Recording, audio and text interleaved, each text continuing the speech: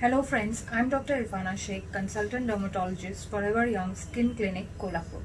आज मैं आपको विटिलिगो या सफ़ेद चट्टे या कोड़ इसके बारे में जानकारी देने वाली हूँ। तो सफ़ेद चट्टे जो होते हैं, कोड़ जिसे हम कहते हैं, वो क्यों होते हैं? तो जब हमारी स्किन का कलर जो मेलानिन से हमें मिलता है वो चले जाने से वहाँ सफ़ेद चट्टे आते हैं। बहुत से लोगों के मन में ये सवाल होगा कि ये सफ़ेद चट्टे या कोड़ क्यों होता है। सफ़ेद चट्टे या कोड़ एक ऑटो इम्यून डिजीज़ है जिसका एक जेनेटिक प्रीडिस्पोजिशन होता है। क्या विटिलिगो या कोड़ हेरिडिटरी है? 1% of population is affected by vitiligo और 20 से 30% केसेस जो होते हैं विटिलिगो के, उनका एटलीस्ट एक रिलेटिव होता है जिसको विटिलिगो होता है। उसके बाद बहुत लोग पूछते हैं कि ये हमारे फैमिली मेम्बर्स को तो नहीं लग जाएगा, या हमारे छोटे बच्चे हैं ये इनको हो जाएगा क्या? तो विटिलिगो एक कम्युनिकेबल या इन्फेक्शियस डिजीज़ नहीं है।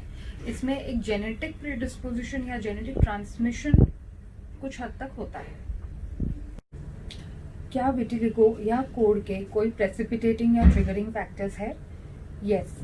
अगर आपका जेनेटिक प्रीडिस्पोजिशन है तो कुछ ऐसे प्रेसिपिटेटिंग फैक्टर्स हो सकते हैं जिससे कि आपका विटिलिगो बाहर आ जाए। तो वो कौन से फैक्टर्स है? वो है इमोशनल स्ट्रेस, कोई भी टाइप की मेजर इलनेस, ये सब चीज़ों से आपका विटिलिगो बाहर आ सकता है। विटिलिगो या कोड़, इसे हम कैसे पहचानेंगे? विटिलिगो या कोड़ एक सफ़ेद चट्टे जैसे नज़र आता है। सफ़ेद चट्टा मतलब आपका स्किन का कलर वहाँ से पूरी तरह से चला जाता है, चौकी वाइट ऐसे टाइप का वो दिखाई देता है। और उसके ऊपर जो बाल रहते हैं, हमारी स्किन के ऊपर के बाल, कभी कभी वो भी वाइट हो जाते हैं। तो ऐसे सफ़ेद चट्टे जो होते हैं ये बॉडी के कहीं भी हिस्से में आ सकते, कोई भी हिस्से में ये आ सकते हैं। बट हर सफ़ेद चट्टा विटिलिगो नहीं होता। कॉमन मैन के नज़रिए से हर सफ़ेद चट्टा विटिलिगो ही हो ऐसा नहीं है।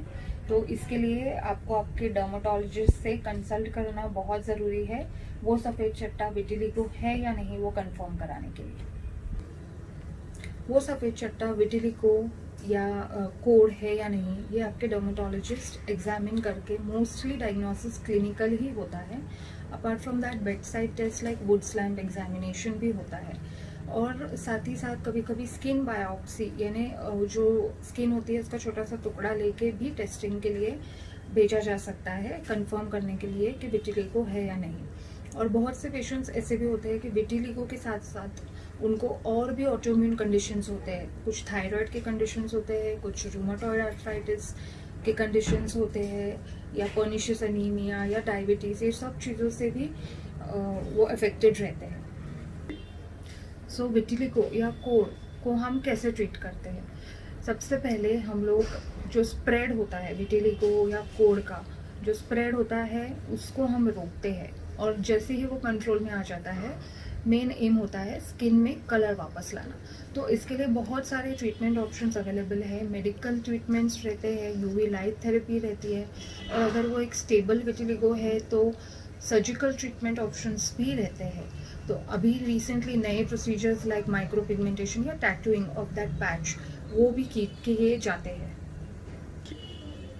इन सब चीज़ों के साथ साथ ज़रूरी ये भी है कि पेशेंट अपनी कंडीशन के बारे में स्ट्रेस ना ले, क्योंकि अगर पेशेंट अपनी कंडीशन के बारे में स्ट्रेस ले तो फिर हमारी सारी ट्रीटमेंट वेस्ट हो जा सकती है, क्योंकि स्ट्रेस से ये डिजीज़ कंट्रोल में नहीं आता।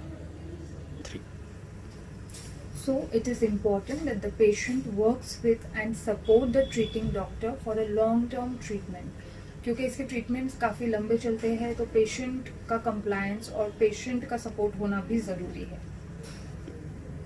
बहुत से पेशेंट्स ऐसा पूछते हैं कि विटिलिगो को कोई क्योर है या नहीं, और ट्रीटमेंट कंप्लीट करने के बाद इसके रिकरेंस के क्या चांसेस हैं।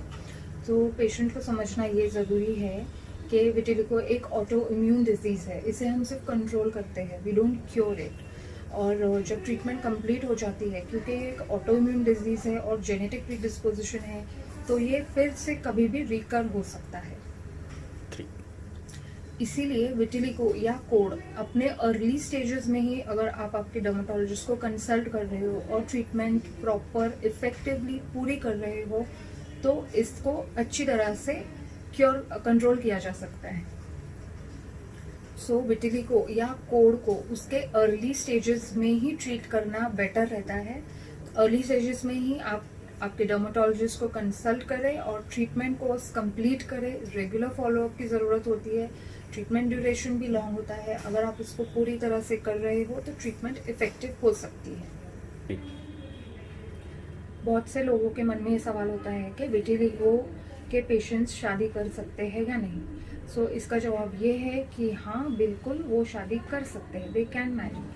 उसके बाद नेक्स्ट डाउट ये रहता है कि ये पेशेंट्स जो है स्विमिंग पूल या कॉमन एरियाज स्पोर्ट्स वगैरह रहता है वहाँ जा सकते हैं या नहीं। Yes, they can indulge in this swimming and other outdoor sports activity, क्योंकि विटिलिगो जो है वो छूने से नहीं फैलता है और ना ही वो एक कंटेजियस डिजीज है। So there is no worry about participating in such things. अगर किसी छोटे बच्चे को कोढ़ हो गया हो या ये विटिलिगो से वो ग्रस्त हो तो पेरेंट्स की ये जिम्मेदारी बनती है कि वो उनके स्कूल के स्टाफ या टीचर्स से बात करें, उनको सेंसिटाइज करें इस बारे में, to prevent the harassment of the child. बहुत बार ऐसे होता है कि बिकॉज ऑफ विटिलिगो बच्चों को स्कूल से निकाल दिया जाता है या बाकी लोग उस बच्चे को हैरेस करते हैं, डर जाते हैं कि ये उनको लग जाएगा। सो टीचर्स को और बाकी स्टाफ को इसके बारे में सेंसिटाइज करना बहुत इंपॉर्टेंट है कि विटिलिगो एक कंटेजियस डिजीज नहीं है और ये दूसरों को नहीं लग सकता है। हम सब लोगों को ये समझना बहुत ज़रूरी है कि विटिलिगो या कोढ़ छूने से नहीं फैलता है। बहुत लोगों के मन में ये सवाल भी होता है कि अगर किसी को विटिलिगो है तो शादी के बाद उनके बच्चों को क्या चांसेस है विटिलिगो होने के। तो शादी के बाद 5% चांसेस होते हैं बच्चों को विटिलिगो होने के।